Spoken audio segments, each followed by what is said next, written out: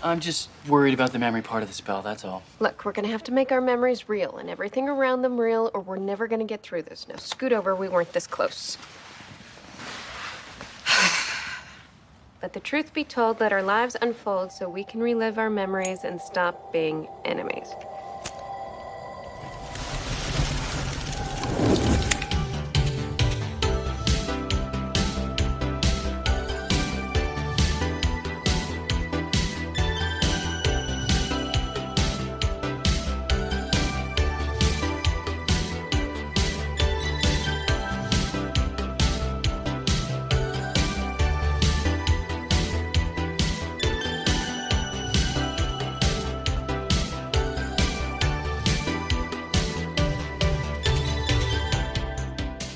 Welcome to Gimmicks, a podcast about the high-concept, experimental, structure-breaking gimmick episodes of TV, from musicals to noirs to a magic time travel memory clip show.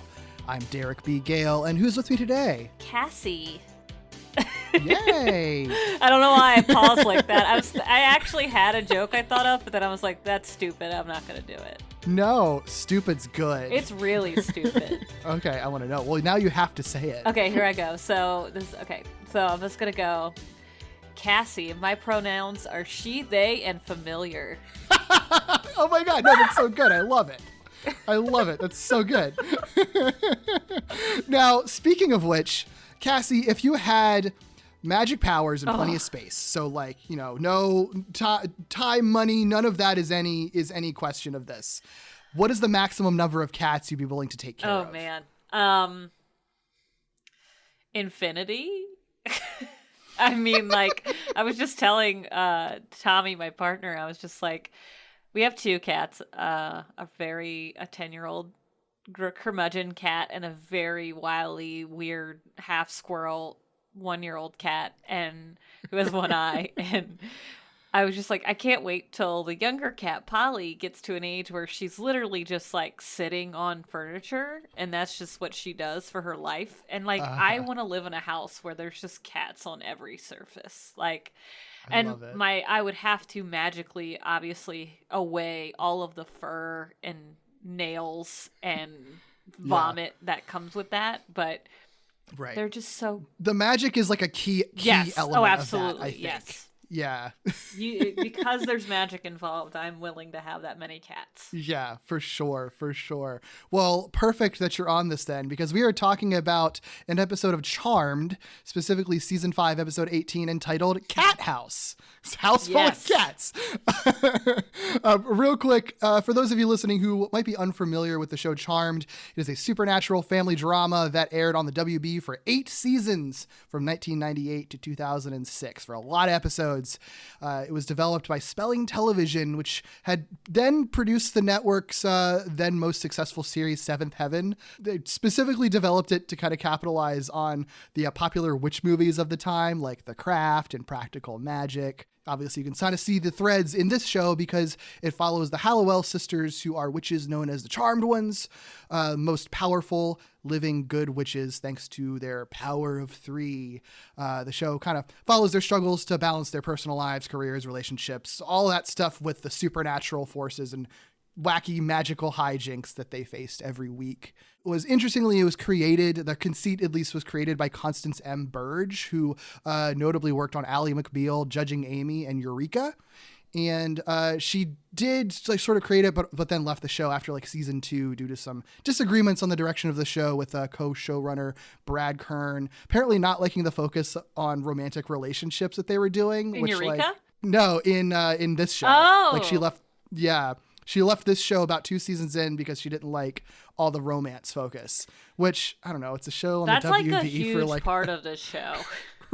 Right. Like, I don't know what it would be. That's the main thing that I didn't. remember from this show. Right. It's, yeah. I mean, nevertheless, it ran for 8 seasons. It was a hit. I think the first episode broke the record for most watched first episode on the WB at the time. And like, there are major cast and creator changes that we'll talk about one of those things in this episode because it's kind of important to the structure of this one. But despite all of that, it remained the longest and most well-known run, one one of the longest and well-known running shows on the WB's history, one of the longest shows of all time to have all female leads, and even has a reboot currently ongoing on the CW. So definitely has a long tail, definitely made a mark on pop culture.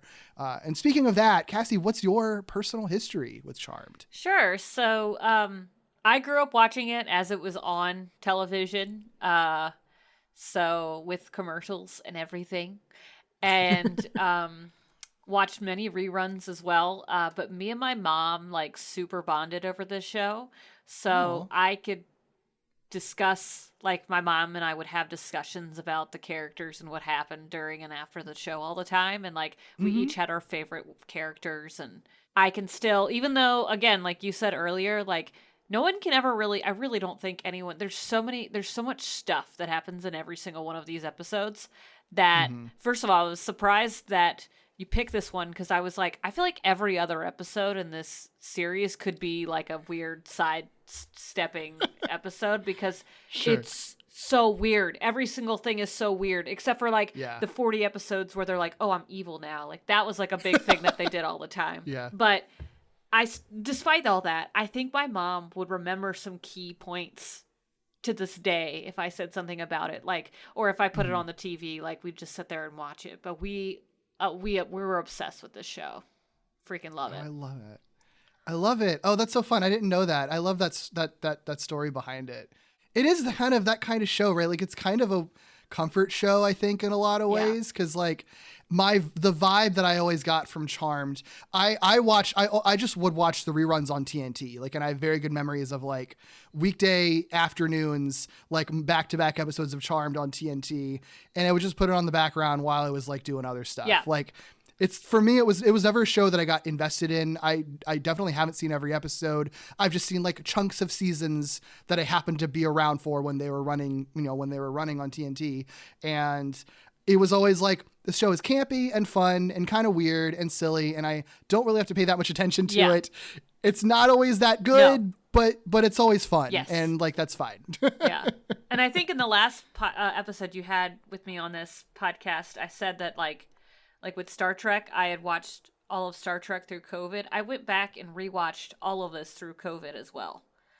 Sure. But I wasn't this time around sitting there watching every single piece of it. I was doing something like crocheting or playing a game or something, but I definitely had it on the background. I like to do that with shows that like I know a lot about. And I'm on like my 5th rewatch of frickin' DS9 right now, but and just having it on the background. But it was kind of nice to do that recently. I do remember this episode though. In every family, may this give you the light to find the shadows of Mom. There are secrets. It's a book of witchcraft. But these 3 sisters were never prepared for what they're about to inherit. I can move things with my mind. As long as we were in the dark about our powers, we were safe. Not anymore. Their mother always told them they were special. Shannon Doherty, Holly Marie Combs, and Alyssa Milano. Charmed premieres tonight after Dawson's Creek on the WB. We didn't ask for this, but this is our destiny. This is our legacy, and our time is now. Paige saved us. She brought this family back together. We're not fighting each other here. We're fighting evil. If you hurt me or my sisters, I will vanquish you. 3 incredible women, 1 extraordinary show. Charmed, Tuesdays at 10 on TNT. Power of 3. This was one that that's always stuck out to me. Like I said, I haven't seen every episode, and my memory is very, very like vague for most of the show. This one I do remember watching in reruns at some point, and it always I'd always remembered it because it was such like an odd sort of spin on a clip show, and also noticing like all the weird creative things they have to do to not show Shannon Doherty in it. Oh my gosh, yes. Her back.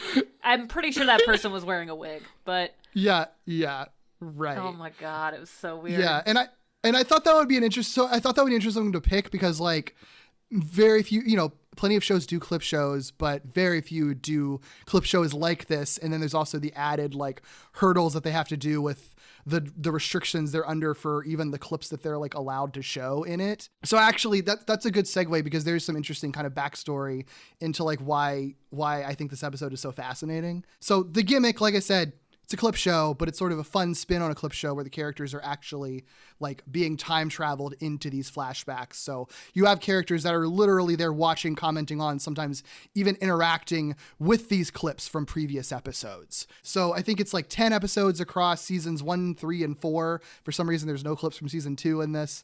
But okay. I don't know. All of them are under the theme of like Piper and Leo talking through their relationship with a marriage counselor, and they accidentally teleport the other two sisters through time into those memories. What's kind of interesting, outside of the fact that they're like splicing in actors into this old footage rather than just, showing the clips, because normally clip shows, like, it's obvious that it's like a budget thing where it's like, we're just going to reuse footage to save money.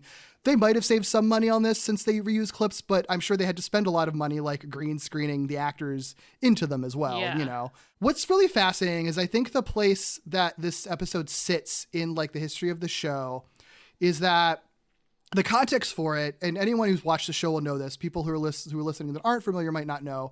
So very notably, the first 3 seasons of the show feature Shannon Doherty, who played the sister Prue. She was killed off at the end of season 3, and a new sister, Paige, played by Rose McGowan, was brought in for the whole rest of the show. And the shadow of like Prue's death was always a thing pretty much for the rest of the run. I think mostly because like Shannon Doherty was like the most well-known actor at the time. Like she was kind of like the leader eldest sister. Mm-hmm. So like losing her was a big deal. And the reason that she left was because there's a lot of stories about it. But from what I read, basically like everybody in the cast except for Holly Marie Combs all hated each other at different points. Wow. Like everybody did, it seems like. And Shannon Doherty was just like, I don't want to deal with this drama anymore. Peace out.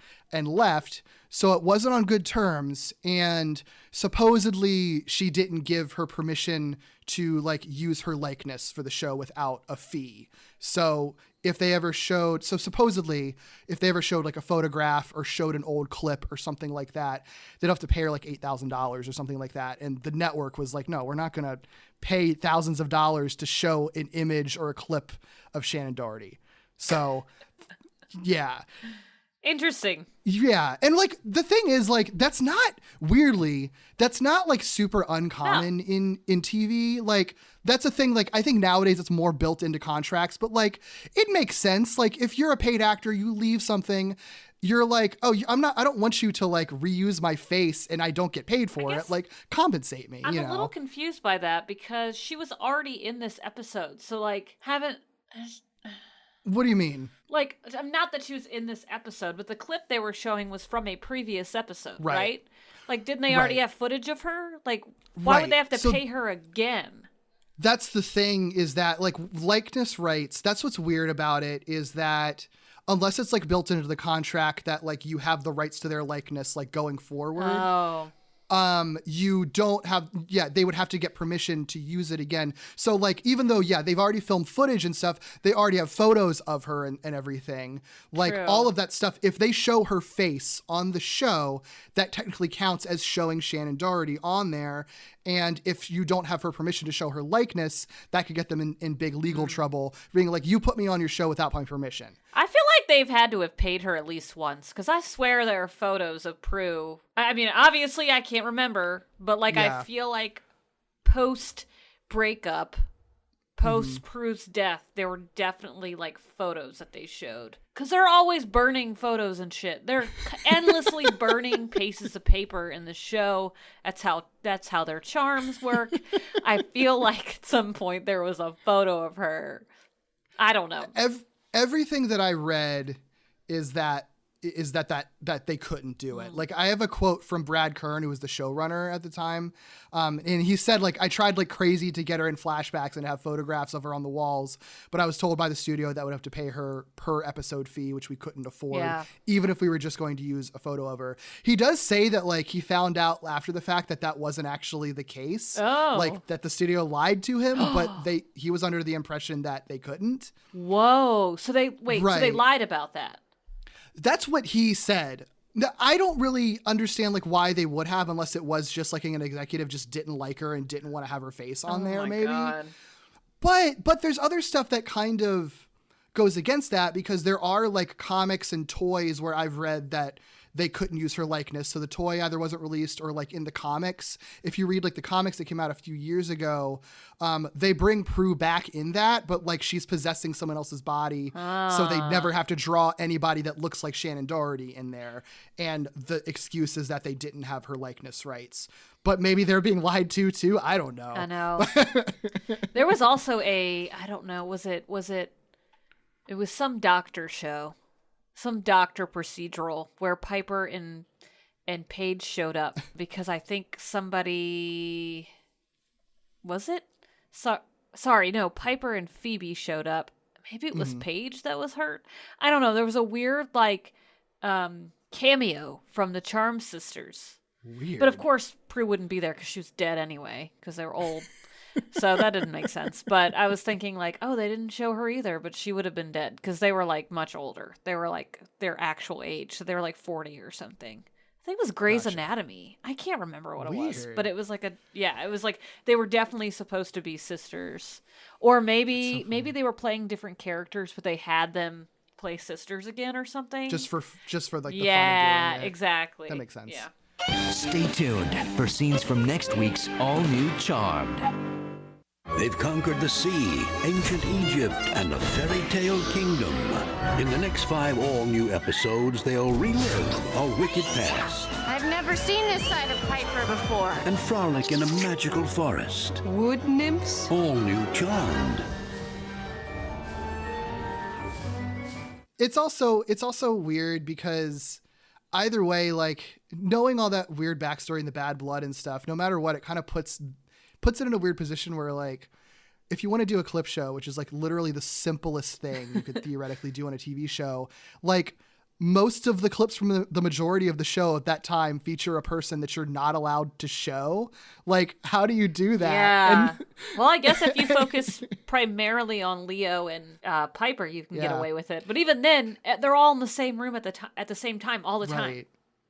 It's the choices that I actually kind of like end up finding this episode really clever in the things they do, even if it's like obvious, like, oh, Prue just happens to be a dog in this clip. Like, like it's silly, but it's also like, I kind of appreciate like the attempt to do that. 'Cause I also think that this episode is sort of interestingly like trying to grapple with like the two different eras of the show, because like at this point it's like 2 seasons into Prue being dead and sort of this new era where Paige is the new sister, and like they had to make a radical shift because they were forced to because of our major cast change. And so now this episode kind of like pays homage to the early seasons of the show, and kind of like, you know, you have Paige being like, I wonder what everyone was like back before I showed up. Like, and it was only 5 years ago. Like, chill out. Like, what? I mean, I guess you're sisters, but still, like, yeah. Okay. Although I do appreciate there's often times we'll talk about it. There's often times when it's just like they just list like all the people that Piper has been engaged to and stuff like that. It's just like, yeah, I guess a lot did kind of happen in your lives in these, and also in the literal seasons, like that happens. Mm-hmm. Like, it's not just like they're filling in like these old like people that she dated. It was like to contextualize how many times she's been with people. She literally dated all those people in an actual episode. You know what I mean? For the most part. That's so funny. I love that one's like a ghost or something. Yeah. Like, I mean, Phoebe's gone through a ton of people too. Before Cole, I mean, she was like all over the place too. Yeah. I think it's also funny that in these episodes that are the clips that they decide to show, because they're so much older, there's such a contrast between like the millennium and like pre-millennium episodes. Mm-hmm. And these, one of my favorite things about these shows was how many times Phoebe would change her hair. Yes, it's like every single clip, it's a different hairstyle in this. She's like, "You're blonde," and I don't know if that's a joke, but like literally, Phoebe has a different hair, and I can't say anything because I do that in my life all the time. So that would be me. It'd be like, is that the same person? But like, I was so excited because every new season she had a different hairstyle. So, which I mean, it's funny that they like comment on that because that is also such a TV thing. Like, oh, new season, time for new hairstyles, so we can get new promo pics. Yeah. The other thing I think is cool about this episode too is like with all of that sort of remembering and like kind of paying homage to the earlier seasons, then they like also bring back in their cat from the early season that just like disappeared at a certain point and like finally closed the loop on that, which to me feels like an intentional, like, oh, if we're going to be revisiting past stuff, why not like really revisit an element of the earliest version of the show that just doesn't exist anymore and like finally give that a little finale, you know? And I actually love that. I love that stinking cat. I think it's a Siamese cat. And now that, I mean, I know I only have 2 cats, but if you have 1 cat, you're obsessed with your cat, and you love everything about your cat. And I noted when I was watching this earlier, I was like, the way they're picking up the cat is weird. Like they like, and I think I don't know, this might be true or not, but every time they pick up the cat, they like pick up his front legs first and like draw them in. And I wonder if it's because the cat was trying to scratch them all the time. So they were like, they were told like, hey, hold the cat by the front paws because he'll claw your face off, because he did not look very happy to be picked up anytime he was picked up. Oh, that's so funny. And maybe. I don't know. I might have been reading into it, but I was like, that cat does not want to be held right now. Yeah. Oh, that's so interesting. Well, and like apparently, at least I don't know where this is sourced from, but I read on the Charmed wiki, like apparently the reason that Kit the cat disappeared was because the actor who played him like died during like the 3rd season or something. Like the cat, and the actual actor. Yeah. I mean, you know, he's probably an older cat or something like that. So I think he died, and they just decided not to like get another cat actor to replace him at that point. Sweet baby. Yeah. Yeah. So the one playing Kit in this episode, that's not like reusing clips, is a different cat than who was originally Kit. And I thought it was a black cat for some reason, but I think that might have just been in the intro. There's a black cat. Yeah. There's I did. I went on YouTube and rewatched some of the old intros because I'm sad that you can't listen to the theme song. I know. It's so depressing. You know what's weird? Well, okay, 2 tangents. First of all, I love that like many of the intros, like they have the black cat in there. A few of them do have Kit the cat in there, and it's like you have like the repeated motion of him like turning his head, and they like repeat it a couple of times at the end of the intro. I always remember that because it's like so funny, and it like goes along with the original theme song's like beat really well. Like the cat's almost like vibing to the music. Yeah. But I didn't know this. I knew that, you know, they just like lost the rights to the song at a certain point for streaming, and that's why that Smith's cover is not on the show. But apparently it was even sooner than that. Like they apparently lost the rights to that song like literally as soon as the show ended, because if you buy the season 8 DVD, it has the replacement song on that. Oh wow. Like you can't. Yeah. Like they lost those rights instantly and didn't bother to re-up them. It's so weird. They should have. That was a fucking bop. That was the best song. I actually, honestly, favorite part of the show, to be honest. Yeah. Like, oh, yeah. It's so good. It's so good. Yeah. But do they use that in the new show? I haven't watched any of the new show, haven't either. Actually. You don't know a fun fact about it, though. What? I haven't watched it, but funnily enough, that show I think is in its 4th season or something now. The actor playing the eldest sister in that show, like in the Prue role, also decided to leave the show at the end of season 3 and had to be replaced just like in this show. And it was like, I don't think it wasn't intentional. Like it was a coincidence that the actor also just decided to leave. Like, what are the odds? That's a curse. There's a curse on this show. That's so weird. Mm-hmm. So weird. What the heck? I did not know that. That's insane.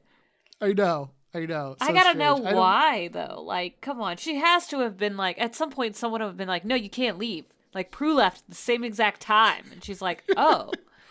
And maybe she's like, you know what? No, maybe this is my chance to do it because I have to. Yeah. Did they kill her off? Know. I don't know. I never looked that far into it. I just remember reading That's that was bizarre. happening. Yeah. I really don't know anything about that show, honestly. Like I don't know that I feel like it probably doesn't, I don't feel like it's very close to this show. I think intentionally, like other than it just being three sisters who are witches, I think that's probably the only thing that's like similar to the show. Cause like why not do something very different? I watched so, I think I watched the first one and I was like, oh, I'm going to rewatch the original. Like I watched an episode and then I was like, oh, maybe I should rewatch the original. And then I rewatched the original. I was like, I don't want to watch this. I don't want to watch the new one now. And I was just like, this isn't the same thing. Like, it's just nothing can recreate what has already been created in this strange, weird way. Like, well, like, Charmed, I think the appeal of it, at least to me, is how like kind of campy and like sometimes a little schlocky it is. And like TV isn't like that now. Like a new Charmed is going to take itself probably pretty seriously and stuff like that, which is fine. Yeah. It's probably, I'm sure it's good. Or I'm not sure it's good. It definitely can be good. But like the appeal of the show for me is that like it's fun and kind of dumb sometimes, but also kind of cool at other times at the same time. So I just remember one of the main shticks of this show was like with all the magic that they could possibly do, they always turned evil, and then they also always just like turned into different people.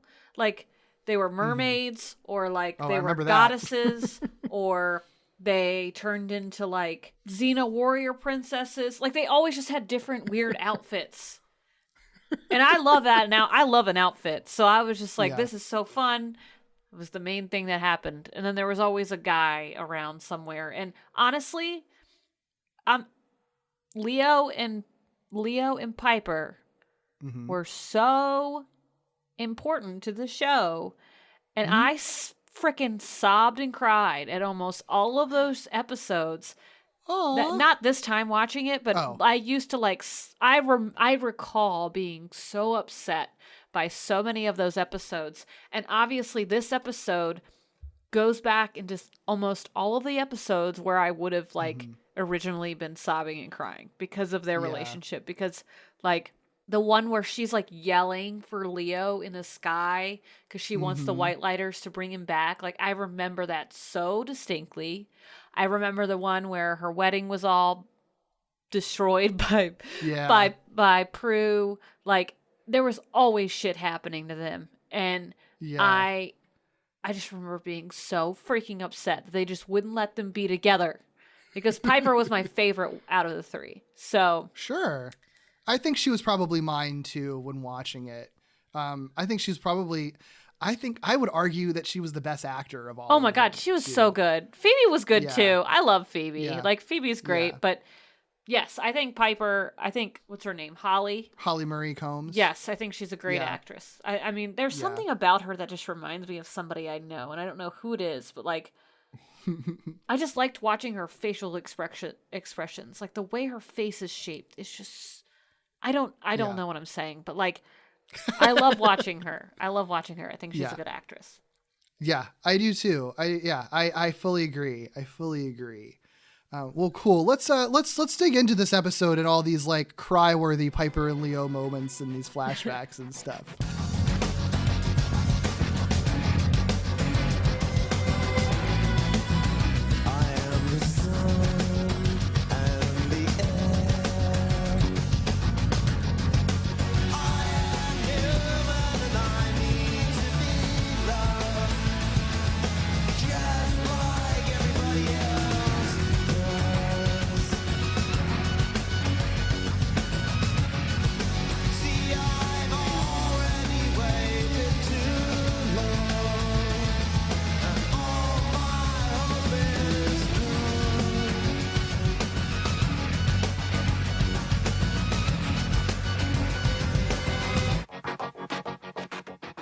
If you'd like to watch it along with us, it's available for streaming on Peacock. You can also get it on Amazon Prime. Although you mentioned this to me, and I did figure out what the issue was. If you look it up on Amazon Prime, this is listed as episode 17 instead of episode 18 because apparently Amazon like combines two-parters and that throws off the episode count. So like the episode numbers are shifted. I did not know that.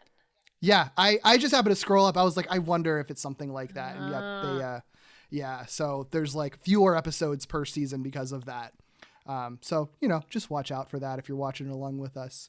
Or you can just buy it on DVD and hear the old theme song, probably on the original DVD. This episode, Cat House, that we're talking about, synopsis per IMDb is: when Piper and Leo begin to have marital problems, Piper casts a spell to allow them to literally see their past together. The original air date was April 13th, 2003. Written by Brad Kern, who's the executive producer and showrunner throughout the entire show, including writing the series finale. He was the story editor on Remington Steele. He wrote on Lois and Clark, The Adventures of Briscoe County, the CW Beauty and the Beast reboot, and most recently NCIS New Orleans. This episode was directed by James L. Conway, who was a producer on Charmed, but also directed a number of Star Trek shows, including like Voyager and TNG and DS9. Ooh. He also directed on MacGyver, Smallville, Supernatural, The Orville, and most recently, The Magicians, which I'm sure has a similar vibe to this show. The way this episode opens, I love this teaser, actually, because it starts off with like this woman, Katrina, who we've never seen before. She's apparently a cat lady because she's just hanging out with dozens of cats. She gets attacked by a warlock who's played by Zachary Quinto. Yeah, he looks so emo, too. I know. The amount of cat puns that comes out of his mouth is so disgusting.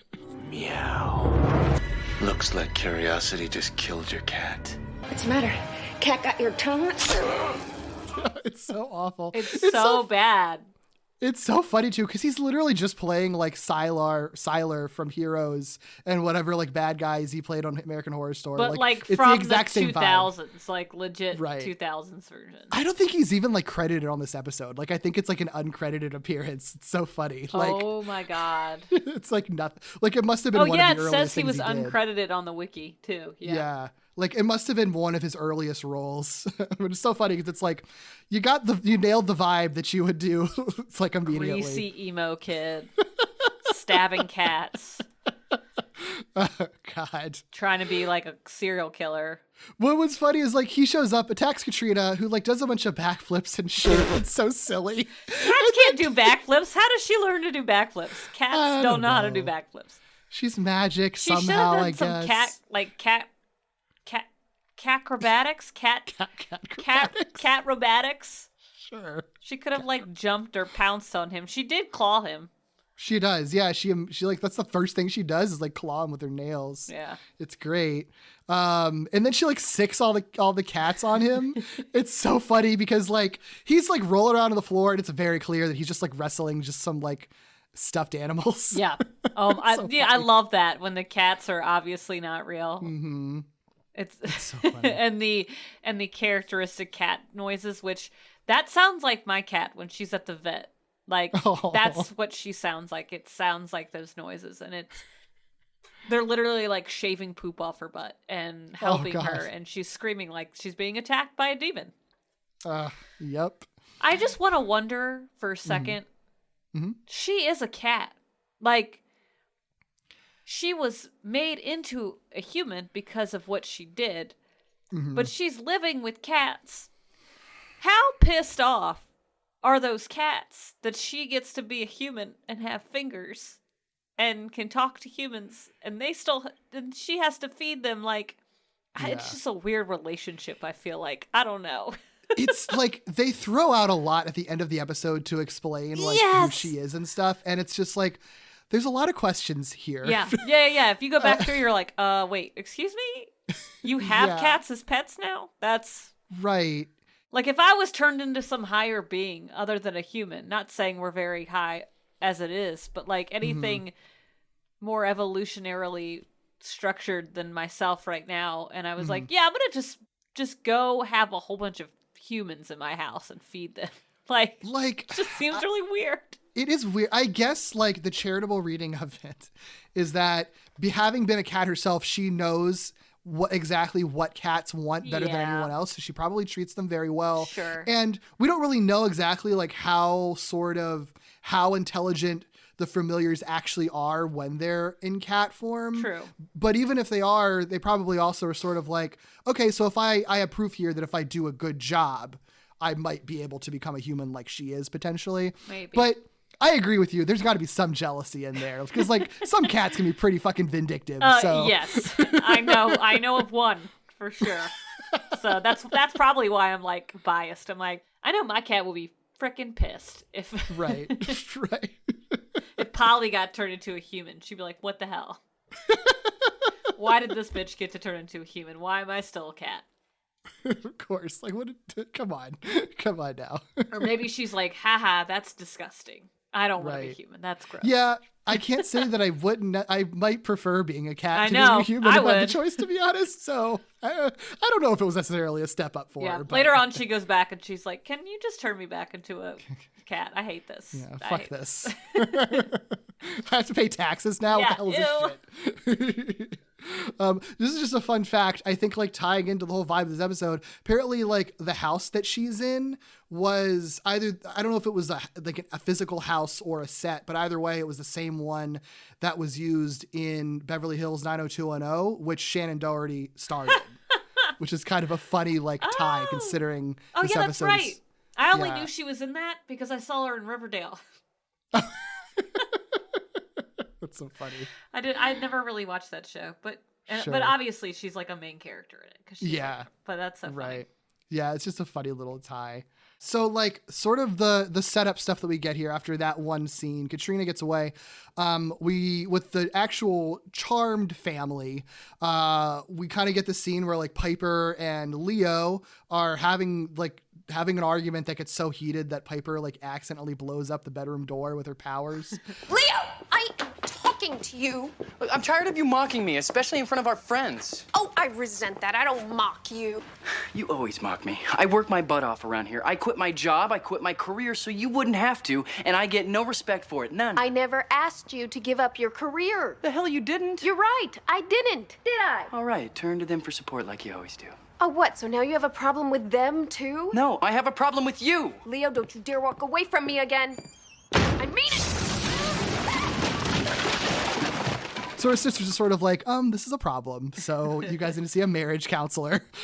this shit's bad. I love it. Not a like, let's maybe figure out why your emotions are channeling your magic so badly. This is obviously a human problem, which is what Phoebe says.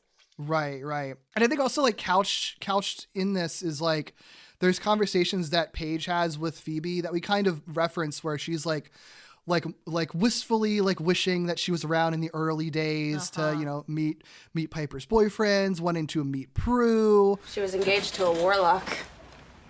Dan was a warlock. Oh, no, before Dan. Way before Dan. 2 bankers, a rock climber, and a ghost before Dan. And actually, the ghost was the best of the bunch. See, now that's what I call critical sisterly information. How am I supposed to be petty and judgmental without all the info? Yeah, but sweetie, what do you expect? You didn't know her back then. It doesn't mean you're any less a part of us, though. You know that, right? Yeah, I know. It would have been cool, though. Hang out with you, see what you guys were like, maybe meet Prue. Well, if it makes you feel any better, you didn't miss much with me. I'm pretty much the exact same person I was back then. Yeah, right. No, I'm serious. The only real difference is that I'm 5 years older. It's obviously a lot of like this reminiscing vibe that's like perfect for a clip show, right? Like that's always a clip show setup. And it's also like kind of funny because it does feel like it's like Paige acknowledging like, yeah, so I'm a newer character on this TV show. I kind of wish I was there in season 1 just to like see what it was like. Like, and that's kind of exactly what happens in this episode. Well, you still won't get to meet your sister. She refuses to meet you ever, even as a ghost. It's not going to happen. She gets to... Because that's the thing is that Prue could be a ghost. Like, right. Her mom and grandma are there all the time. Like, if they had gotten, whatever this fight was that they were having behind the scenes IRL, like, if they could have just solved that, Prue could have come back as a force ghost and just hung out and been like, Prue, Paige, let me tell you about this. Let me tell you about this story. But nope. She's like, I don't even want to be a ghost. Bye-bye. Yeah. Fuck this shit, you guys. I'm out.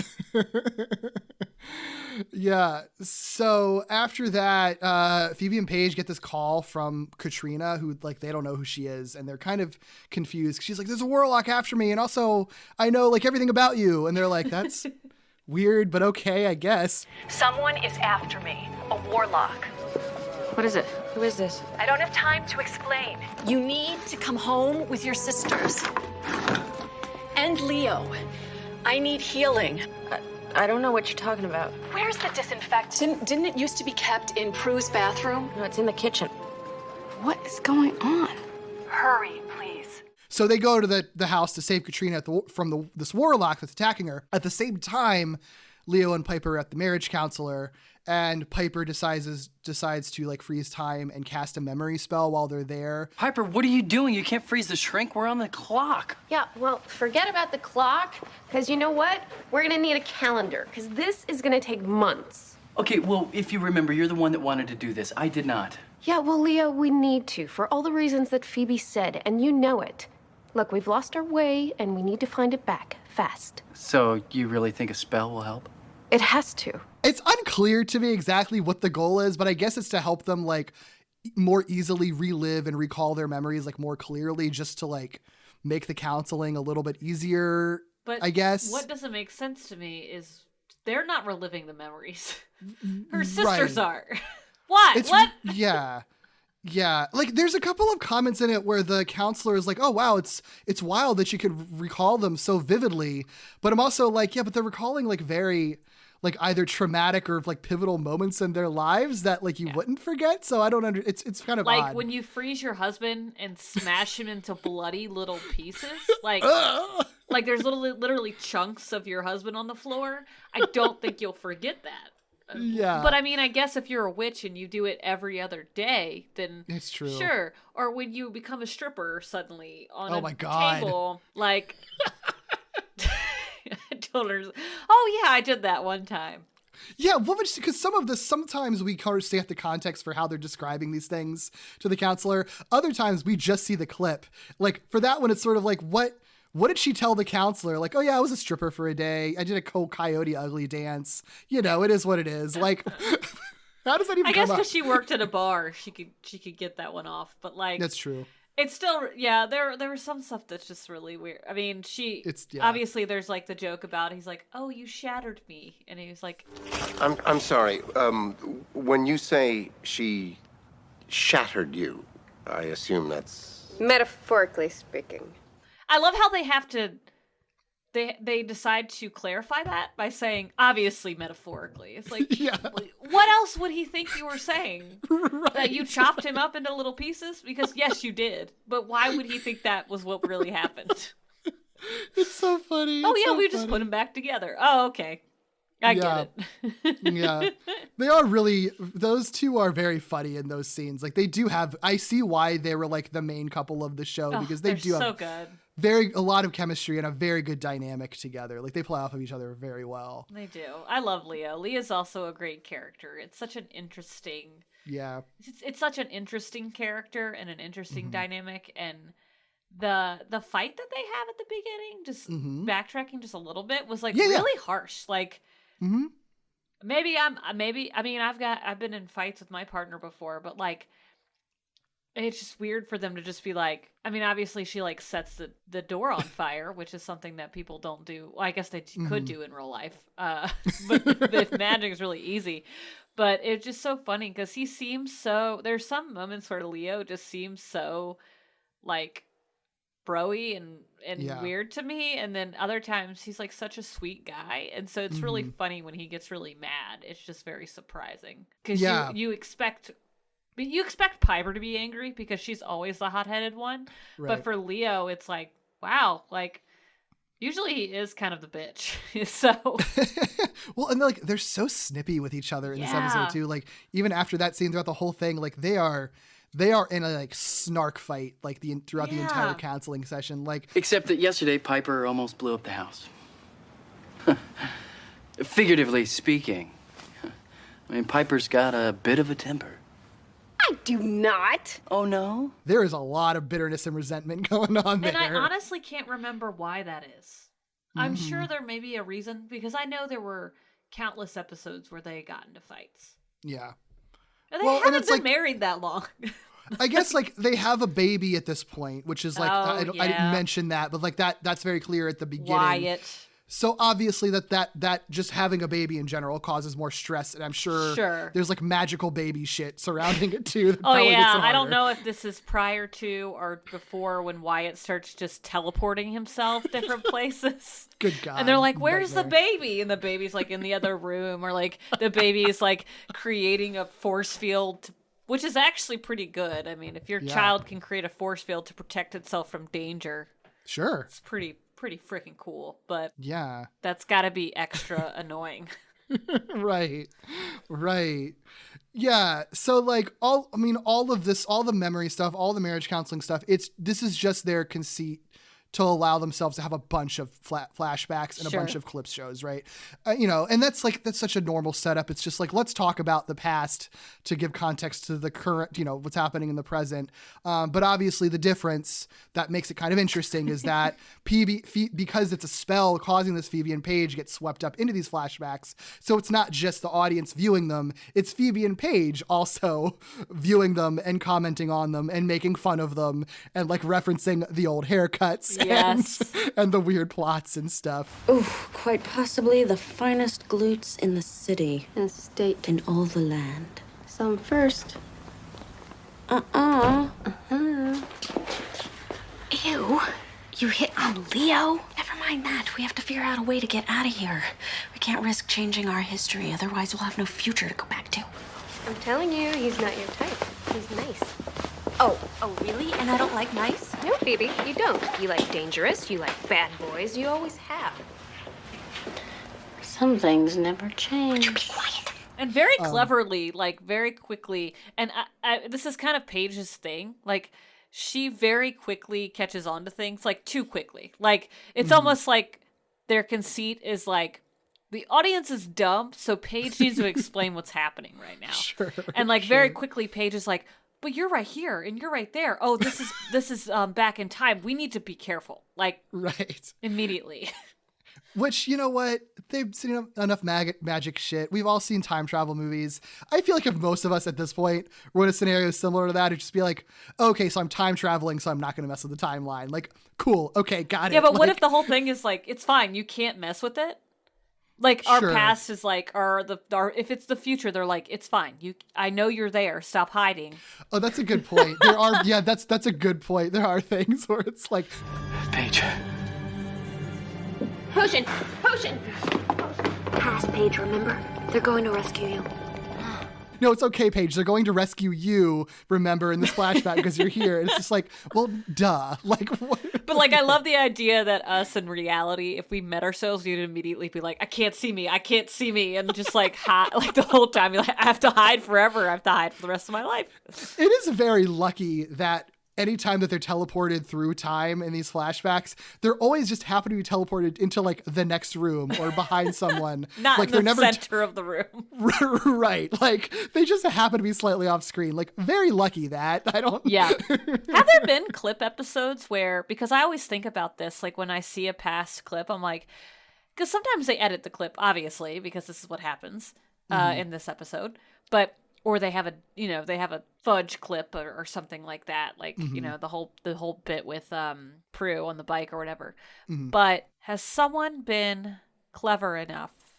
I'm sure they have, because I'm not very clever, so this isn't something like that's that hard to figure out.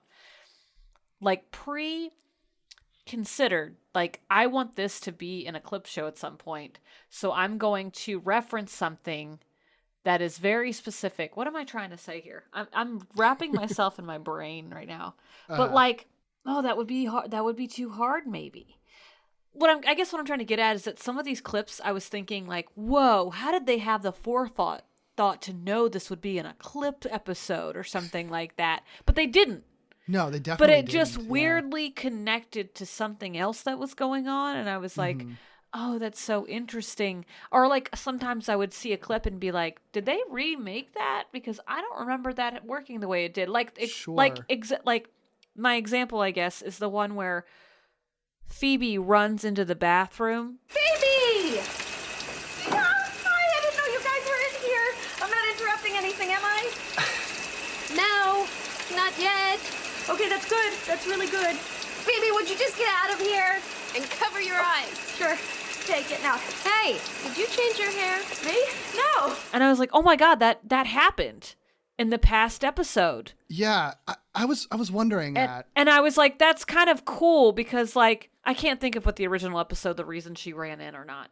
But wouldn't that be funny if that was like, obviously now it's a nod to like, oh, remember when that happened? Like, that was because it happened in the future. You know what I'm trying to say? Like, sure. Do they ever plant weird stuff?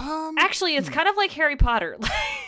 Like, I'm trying to think about, like, you know how in Harry Potter when they go back in the past but they knew, like, obviously the whole time J.K. Rowling knew that she was going to be putting them in the past. So there's these moments early on where you see a figment of somebody and the character's like, oh, I don't know what that was, or, oh, I thought it was this person. But then later on they explain that it was them coming back in time and you could see them in periphery.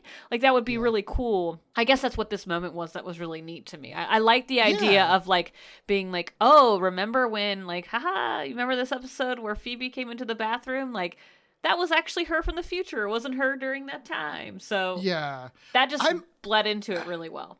Yeah, no, I agree. I'm sure it has been done in some capacity, like especially with time travel things like you mentioned Harry Potter and stuff. Other time travel movies have definitely done it. I do think for a TV show, I think I don't think it's that often you're going to see that unless it's a show that's like very heavily planned in advance, and Charmed definitely wasn't that kind of show. Yeah. So, that's true. Yeah, I actually think that they really were just very smart with the clips that they chose in this one. I feel like my sort of thesis for this episode is that by having the very specific restriction of not being able to ever show Prue in any clips, that actually made them like think a little more deeply about what clips to use. And then when they decided to, also center the story on Kit the cat, then that also kind of narrowed what clips that they could use, because then they could think about ways, like episodes that Kit maybe showed up in or something like that. Yeah. And then that made them just think a lot more deeply and be a lot more smart, be a lot smarter and more clever about what they chose. Whereas, most clip shows you watch, it's just like they just throw whatever the greatest hits are or something like that, right? Yeah. And this one, they can't do that. And so I think that kind of probably gave them the impetus to be a little more creative and then come up with stuff like this, where they can sort of replay events and have future Phoebe be in place of past Phoebe and basically like do exactly what you saw in a previous episode, but just in the context of time travel now, which is, fun time travel shit that I love. Like, it doesn't necessarily make sense or whatever, but it's fine. I think it's so cool. I'm like, whoa, like that. Oh, wow, it actually happened. Like, this was what happened in the past. And so it makes it feel more real. Like, it's not just them watching the past. It's like they were actually there, in the reality of the show or something like that. I also just realized, too, that the time travel's happening in the house. And the house is obviously magical and has, like, magical things tied to it. The charmed ones are the most powerful witches, supposedly in this show, of all time. And this guy's whole thing was, I'm not trying to poke holes in it. I mean, this whole show's like freaking Swiss cheese. Like, there's so many holes. Like, it doesn't matter. It's fine. I don't care about it. But I think what's funny is this guy's whole shtick, this demon's like, oh, I'm going to kill this familiar because if this familiar, familiars can't train other witches and then blah, blah, blah. It's like, familiars. That's what I'm looking for. Enchanted creatures who follow and guide new witches to protect them while they learn the craft. Hey, is there something you haven't been telling me? Huh, Kit? Hey, don't you kiss up to me. Answer the question. You sure you didn't know about this? What, that Kit was our familiar? No, we just thought she was this cat that we found on the porch. Better hope the warlock doesn't get her in the past, otherwise our future is screwed. You're literally in a house with the charm ones right now. Why aren't you trying to kill them? I'm very confused. That is a very good point. Like, they're like, oh, he's not trying to kill us. He's trying to stab our cat. Like, they're like... It's funny, too, because, like, did Kit even do that much in the show originally? No, he didn't help train them or anything. I guess maybe they watched him, but it's like, they almost died every day. You didn't do anything about it. Yeah, like, the whole conceit of this is kind of like an They have Leo, asshole. too. Like, that's why Leo comes. I'm happy to like buy into it just for the fun of like bringing back Kit and doing all the time travel stuff, but it's all bullshit. Like, it doesn't make. I just liked having a cat. I just liked having a cat there. I was sad though. I did not like seeing the fake dead cat. I know. Oh, that. But bothered I me was a lot, glad too. that it turned into a human very quickly, and I don't care about seeing the dead human. I just cared about seeing the dead cat. Yeah, who the fuck cares? People die all the time. If the cat dies, that's I'm tragic. like, oh no! That's why I liked when they used the fake cats in the beginning, when they're always like, they always do that when someone's like in a fight with a cat. It's like they have this stiff ass like. These like stiff ass teddy bear of a cat, like yeah, and they're like clutching it to their neck or something, like right. Yeah, I also think that more times than not, they do a good job, like effects wise, of splicing PB of splicing. They need a little cousin named PB. Of splicing Phoebe and Paige into it. Like there's one shot when they go back to like the Coyote Ugly dance that Piper does in the bar where it's like a very obviously green screen with the two of them like watching the bar or whatever. Oh yeah. That one's really bad. But for the most part, like they'll be kind of out of focus in the background of these like season 1 scenes. And like it looks seamless. And like you'll even see them like, you know, dashing to not be seen or whatever.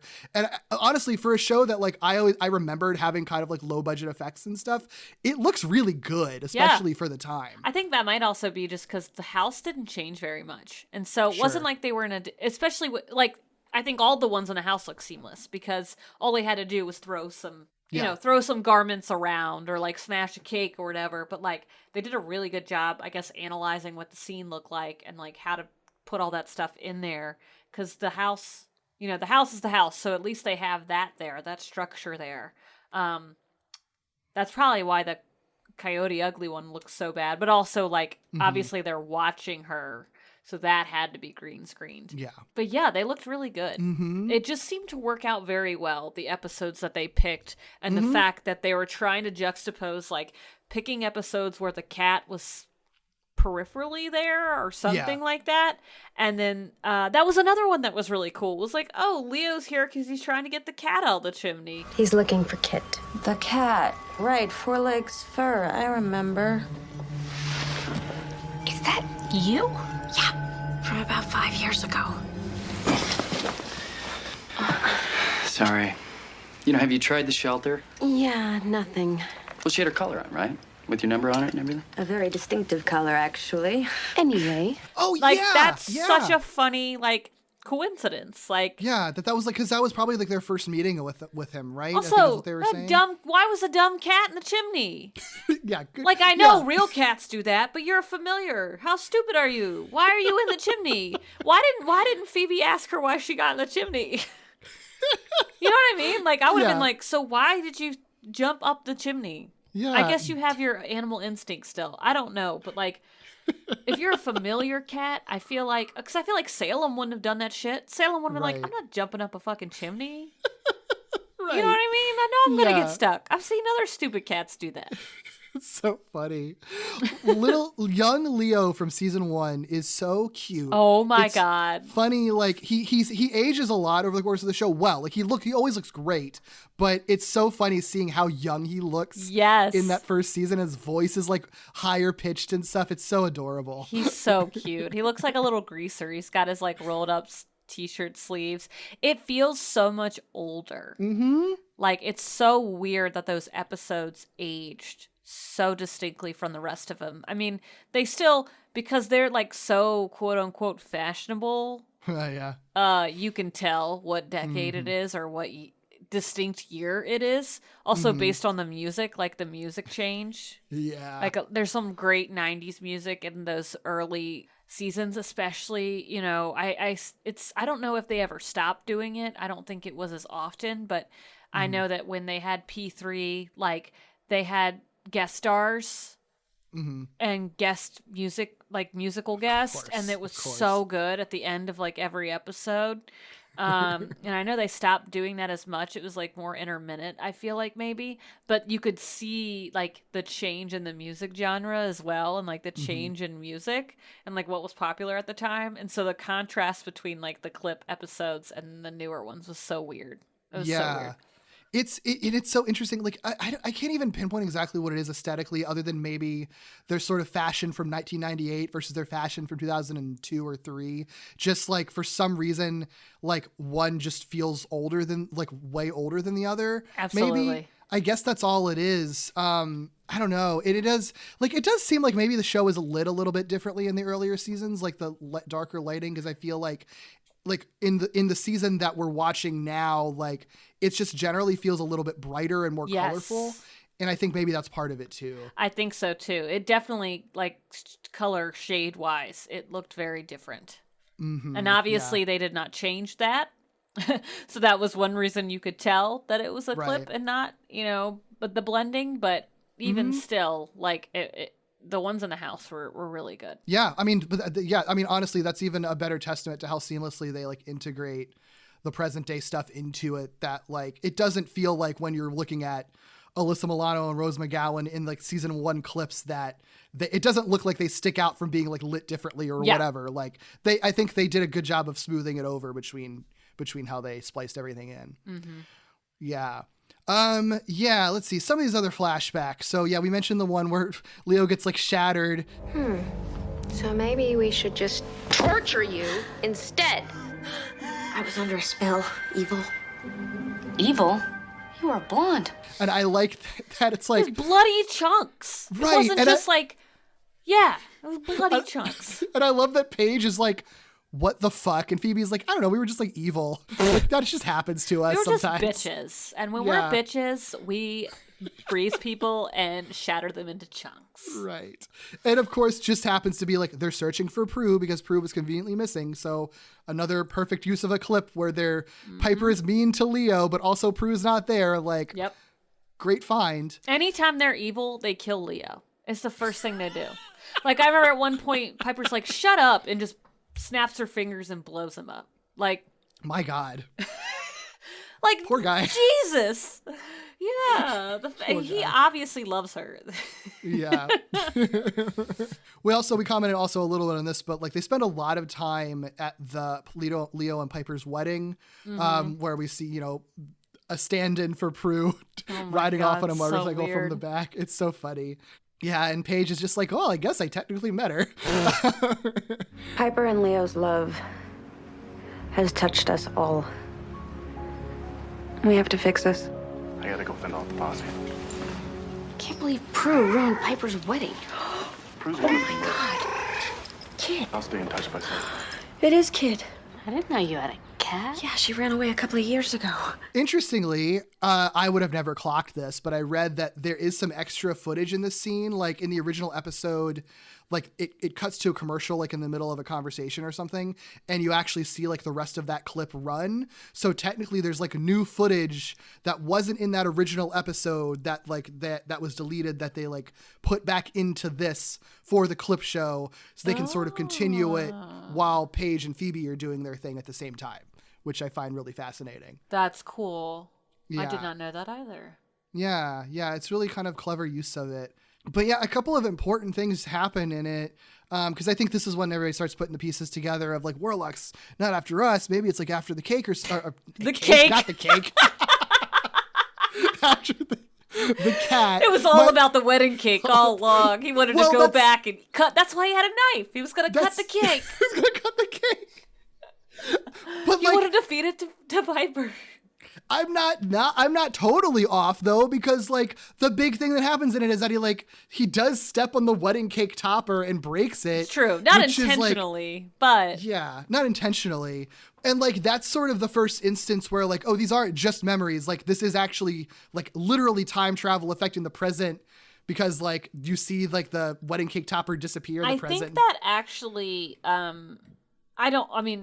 there's no way to say, but if I could be incorrect, but that happened but then at the end, it's like the last thing that we see. Yeah. Like at the end of the episode. And I think that's to denote that like there's more to come that's wrong with their relationship, which obviously happens because I can't remember what happens after, but I mean, Wyatt is like evil, like, or something like that. So there's, obviously a whole bunch of bad shit, but I guess that could have been vague at that moment. You know what I mean? Yeah. Like, but like kind of foreshadowing like the ominous bad things to come in their relationship. Yeah. I think that makes sense. No, I wouldn't be surprised if that was intentional, because they had to know that they were running long enough that they were gonna fight again. Obviously. They were gonna fight again. Yeah, something's gonna happen. Leo's gonna die for the 5th time. Like, right. Whatever. Everyone dies like 80 times in the show. So yeah.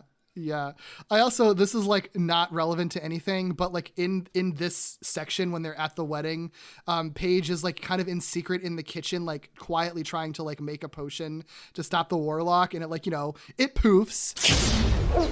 Oops. Paige.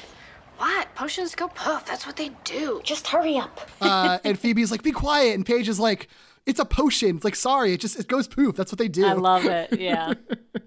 So funny. Such a good line. She's really fun. Let's see some of these other scenes. We see this moment. I do not remember any context for this. The moment when Piper like first admits her love to Leo, who's like dying, and admitting her love heals him somehow. You don't remember that? I love you. Can you hear me? I love you, Leo. Please hear me. Listen.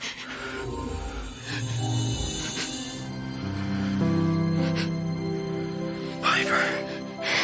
Oh, thank God. I tried so hard and I couldn't make it work before. Why didn't you tell me? That love was the trigger. You had to find that out on your own. Why couldn't you tell me? I don't know. I was afraid. I was afraid if I admitted how I really felt that it would hurt more if I lost you. I'm so sorry. I should have said it before. It's better late than never. I don't remember that at all. Okay, so that episode I remember. I think he got stabbed by something, or I think he got shot by an arrow, I can't remember, but he literally got shot by something. And that was one of the first episodes I cried at, because I was like, holy shit. Like, that was like the first time Leo almost died. Like, the legit first time. Sure. I still don't know why her love healed him. I think it was part of his white lighter magic or something. That makes sense. But yeah, I love how he was like, you had to discover that you loved me in order for you to save me. But it was like, oh, so you were just going to die? Like, for real? Yeah. Okay. Yeah. I mean, I will say, even not understanding the context, like, it's a good scene. Like, I get it. So it's sweet. Yeah, it's a nice little romantic thing, and they're two good actors with good chemistry together. So it's effective. Oh, it was so sweet. Oh, that's what it was. Sorry, I clicked the link because I was looking at. I was right. It was an arrow. It was an arrow that was poisoned. That was like. That was specifically used to kill white lighters, that dark lighters used to kill. It was a dark lighter arrow. And that's why it was so important, because otherwise white lighters can't really die, because they're like angels, basically. Right. But they have like dark lighters specifically know how to kill white lighters, obviously. Of course. Of course. Duh. Duh. Yeah, okay, that checks out.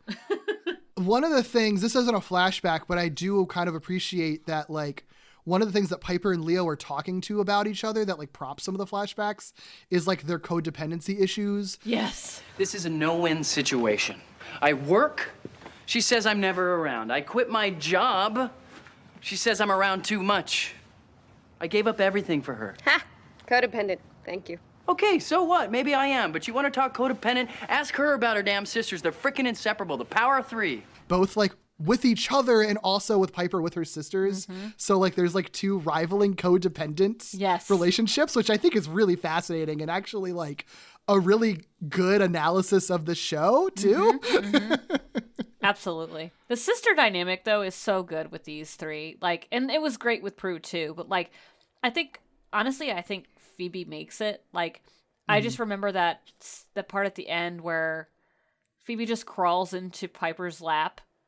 It's just so cute. Like I don't know. I just adore it. I think it's really, really sweet. It actually reminds me a lot of my two best friends when I was growing up, Katie and Sarah. We also used to love this show, and we would pretend to be one of them. Like we would each pretend to be one of them. And so it's so funny because when Prue was gone, I was like, every time I see Prue, I think of Sarah. Like, and she kind of looks like my friend Sarah, so it's really weird. Aww. But yeah, but going, like, I don't know why I went on that segue, but the sister element of the show is so important, obviously. But yes, it creates a huge codependency issue. Yeah. I mean, I'm sure that's like probably why the show is as successful as it was, because that's like either relatable in that you've had a relationship like that, or that's the type of relationship that you would want to have if you don't have it, like either way. I think that's, I mean, the power of 3. It's so powerful. One of my other favorite memories, again, I vaguely remember the episode, but. You said you always wanted to meet Prue, right? It's another little spell gone awry. No. Very bad Prue. And it's Prue as a dog. so funny. Good. It's so funny to me that they included that. That is almost sort of like, we know, we can't show her. It's kind of an insult, too. It's like, look, she's that dog, that female dog running down the street. Oh, no. Maybe I thought about it too much, but I'm like, somebody had some shitty things. There were some really shitty little jabs that I feel like they put in this show. Not this, but like, I definitely remember some, I can't remember them off the top of my head, but like, I vaguely recall in my miasma memory that they would put little jabs like that about Prue in there. And sure, I don't know. I mean, given all the drama, I'm not surprised. Yeah. It doesn't sound like, weirdly, despite all the comforting and fun this show is, it doesn't sound like it was very fun to make this show. No, it seemed like it was very childish, though. Whatever it was, there was a lot of really childish, stupid stuff going on. Absolutely. There's not much in this, but just worth acknowledging that you get at least one clip in there from a season that Paige is in for like Leo's saving Phoebe and Piper from a night or whatever. Yes. And Paige is like, oh, finally, one I remember. I love it. We talked about the coyote dance, coyote ugly dance a little bit. Yes. Apparently, I read that Holly Marie Combs had to be like drunk for that dance originally because she like hated it so much. Oh my gosh. That's so funny. Yeah. It's definitely different than what we're used to with Piper. That's kind of what I loved about her, is that she was, I don't know, she was just really badass, and not in the way that the other girls were, but like she just wasn't into that kind of stuff, and I just always thought that was kind of cool. She wasn't worried about being like mainstream sexy 90s coyote ugly sexy in that way. She was like, I'm just gonna pour drinks back here and y'all get out of my face. Like I dig that. And I know that like I read that there was a lot of like frustration because the WB was kind of the reason that they would always be sort of like pushed to be put in like skimpy outfits and stuff like that for like the fan service, which, and it's sort of like there's two sides to it, right? Because like I feel like some people are sort of like, like, you know, body positivity, like empowerment, like dress however the fuck you want. But then there's also the side where it's like, but it's probably a network that's run by a bunch of like horny men who just want to see the women in skimpy outfits. Yeah, if someone's telling you to wear something, it's like I don't want to wear that. That's not the same thing. Right, right. So I think that's all definitely part of it, unfortunately. Yeah, so there's that. Another big one that we get is Leo's really cute proposal to Piper that we get to see. Leo, what's the matter? Why are you acting so weird? Can we go downstairs, please? No. Why? Okay, fine. Here's good. I've been thinking a lot, actually, about our situation. Leo. No, now let me finish. I think I've come up with a solution, a way for us to be together, no matter what they say. Okay.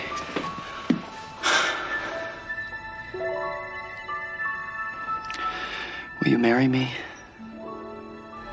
Paige, I want to hear the answer. We already know the answer, for God's sakes. The kid's in trouble, Orb.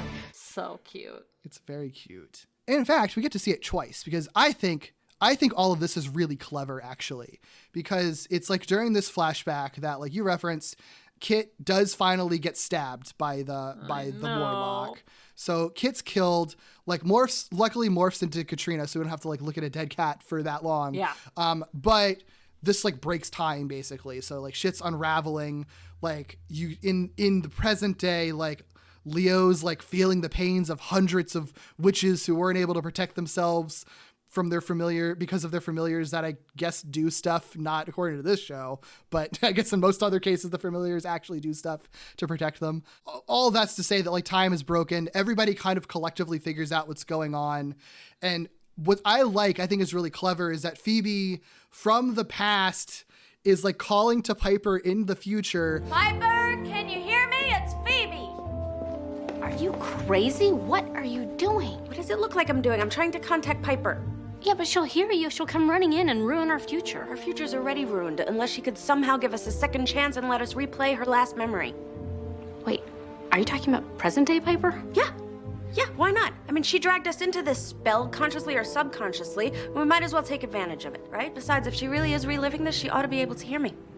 To tell her, like, hey, we're time traveling in your memories. Send us back to this previous clip from this clip show, like the beginning of it, so then we can change time from what just happened that changed time. Mm-hmm. So it's almost like clip shows are built on remembering stuff and flashing back to that clip. So they almost like weaponize the clip show structure to intentionally time travel to the clip where they can stop the bad guy, which I think is really cool. Like, I think that's a really cool move. It was very neat. So they're able to do that, and they stop they stop the warlock before he can kill Kit, vanquish him, spells over, everything's fine, basically. Yep. At that point. Except not, because there's a projection of the cake topper disappears. Right. Yeah. I wish there was a moment where Phoebe or Piper would just walk by it and be like, huh, where'd that cake topper go? Yeah. Did I ever have that cake topper up there? Oh, yeah, that's right. My dad stepped on it or something stupid. You'd think they would notice that eventually, but who knows? I don't know. Yeah, I mean, the only other stuff we already kind of touched on, just all the exposition about Kit became a human because she did such a good job, I guess, somehow. Are you sure I can't get you anything? Coffee, tea, a saucer of milk? Good one.